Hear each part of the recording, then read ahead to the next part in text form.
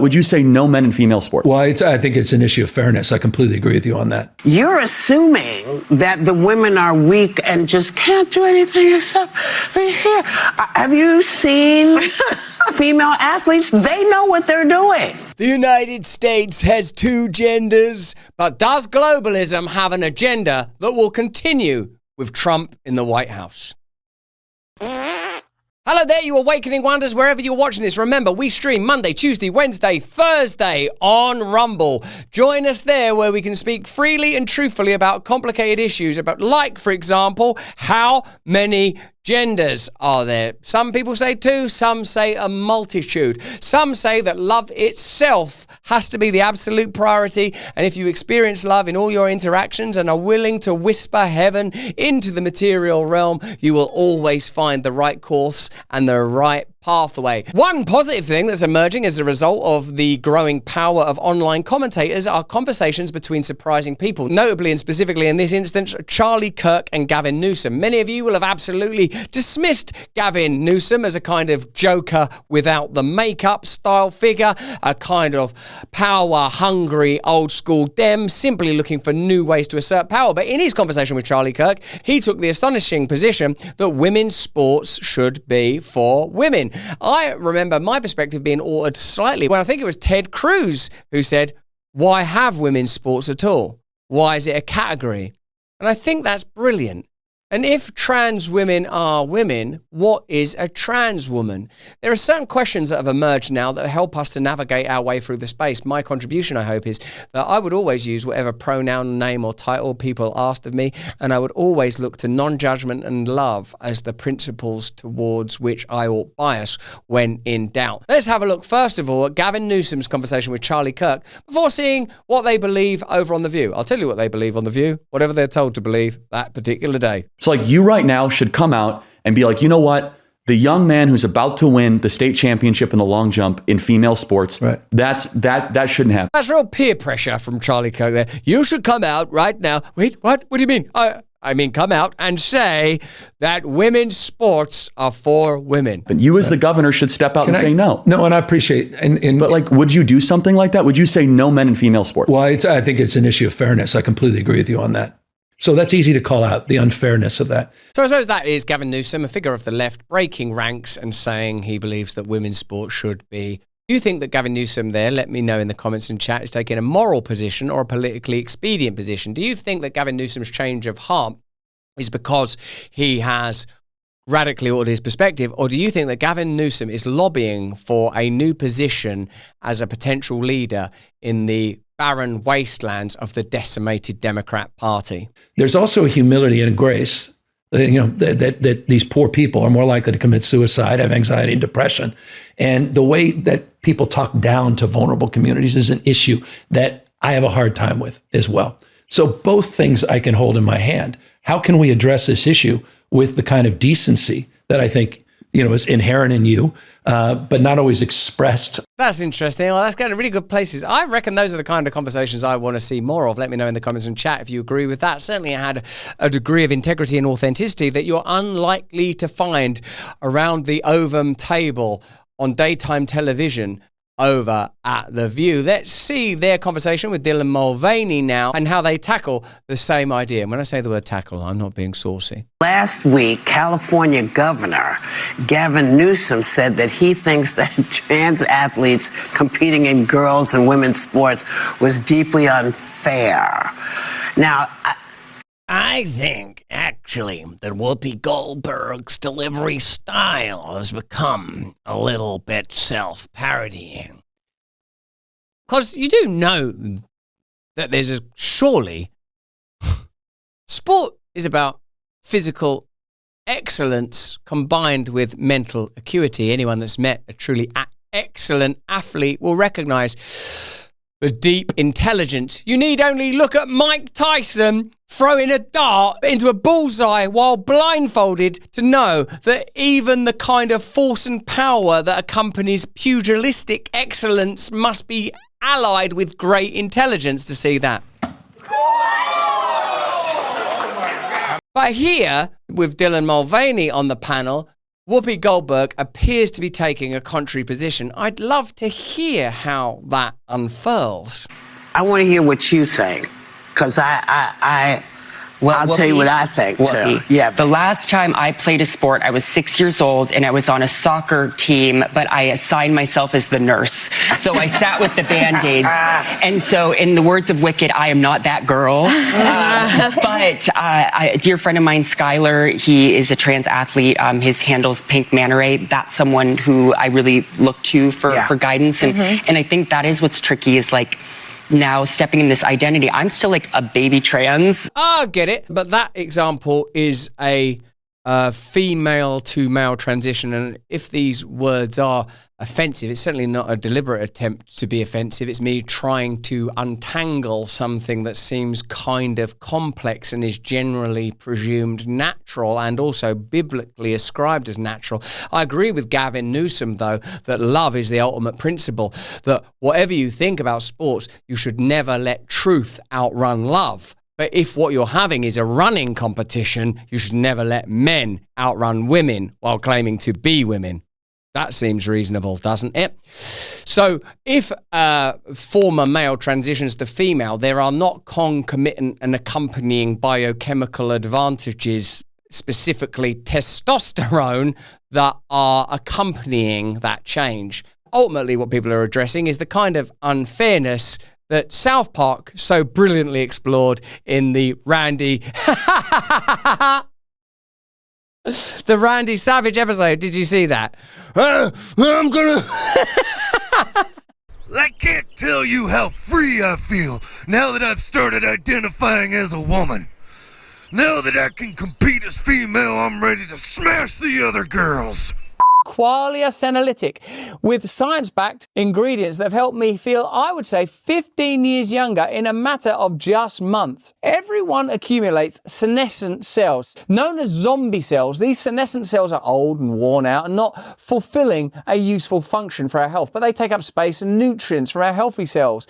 Qualia Senolytic removes zombie cells and allow healthy cells to thrive. Resist aging at the cellular level. Try Qualia Senolytic. Go to QUALIA.com/brand for up to, get this, 50% off, and use the code BRAND at the checkout for an additional 15% off. Try it now. Qualia Senolytic is also available at select GNC locations near you. Take it. Just 2 days a month. There's a link in the description. Who don't want to feel 15 years younger and get rid of them zombie cells? Like, but if you're putting yourself at a disadvantage, I mean, like, I think about it myself. Like, people often like to say the top 100 tennis players would beat Venus Williams, or the best junior soccer teams would beat women. But like, that goes both ways. I'm a jiu-jitsu purple belt, but I don't fancy my chances against Gina Carano. She would mess me up.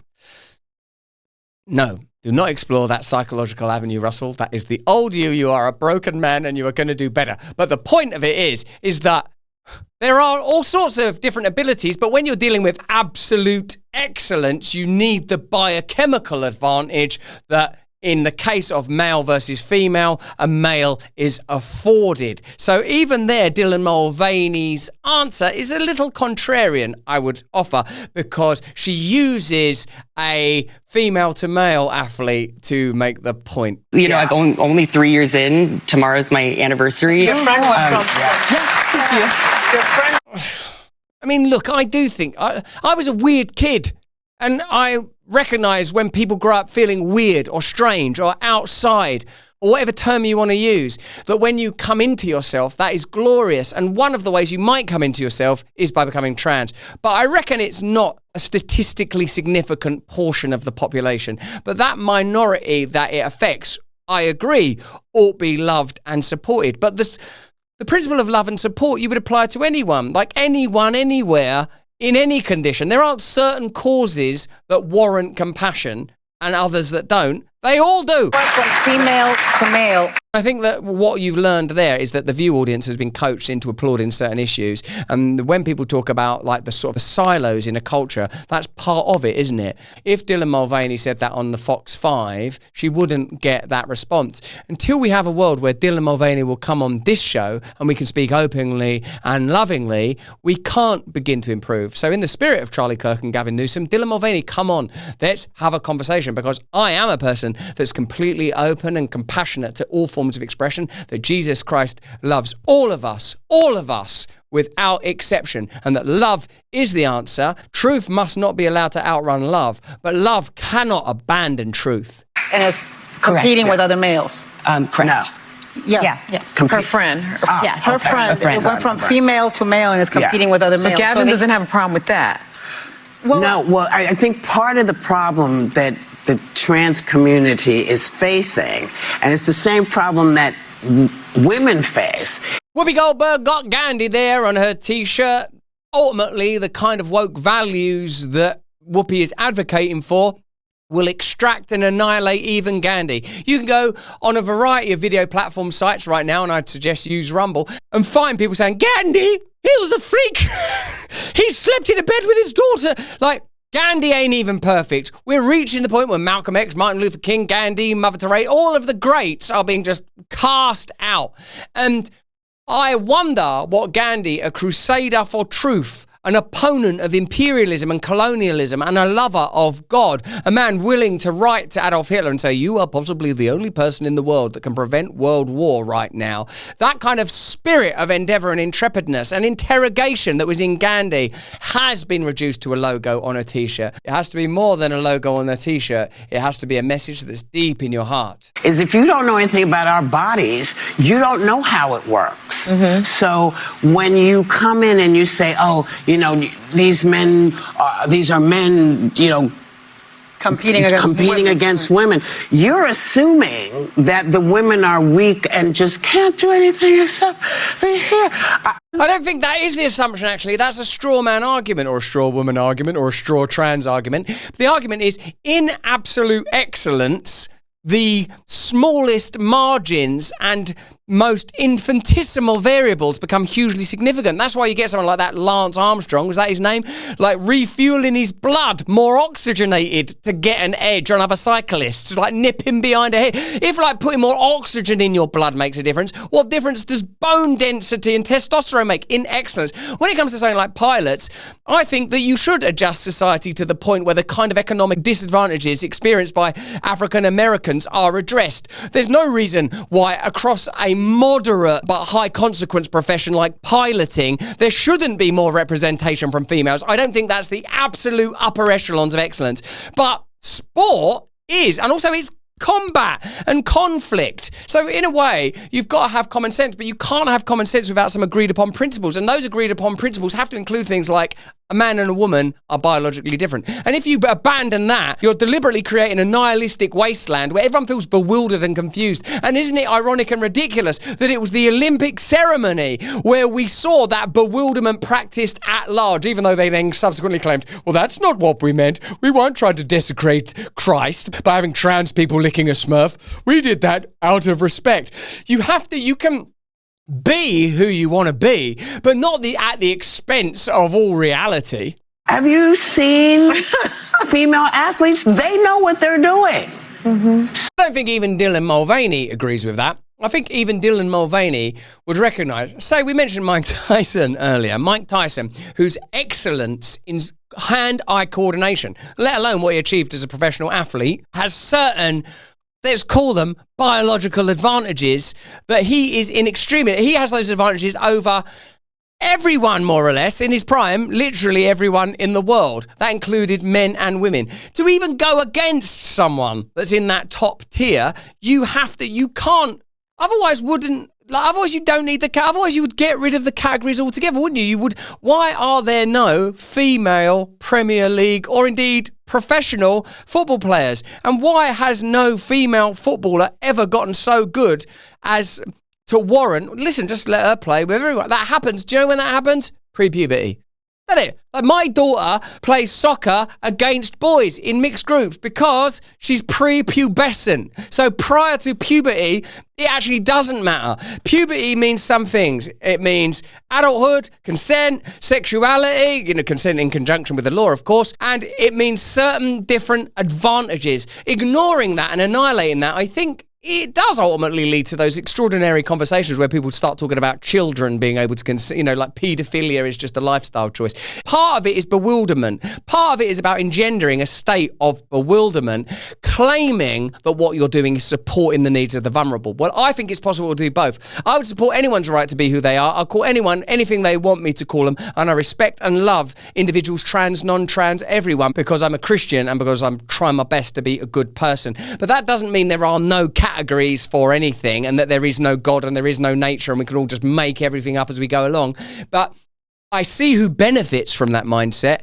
Established power benefits from that because it creates confusion and bafflement and bewilderment, and in chaos, the powerful ascend. So I'm not sure what's going on or why this is an issue. The same for me as when people say, oh, I don't know how I feel about you. You do. God doesn't make mistakes. No. The point is, absolute elite female athletes are only as good as less elite male athletes. That's totally demonstrable. You can show that in the top ranking tennis teams and football teams. It's not about ordinary folk, actually. It's about a generalized advantage.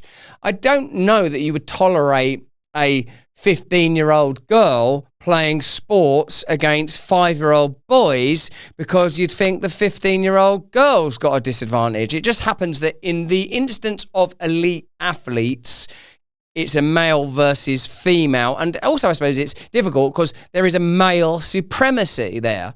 Because but it's not male supremacy, it's strength and speed supremacy. And in general, strength and speed in the upper echelons of excellence are male traits. But me against Gina Carano, the speed and excellence is with Gina Carano, so I'd be at a disadvantage. These are extraordinarily revealing arguments, and it was only by using assertive and oppressive censorship that we didn't reach obvious conclusions more quickly. I don't know how I feel about you.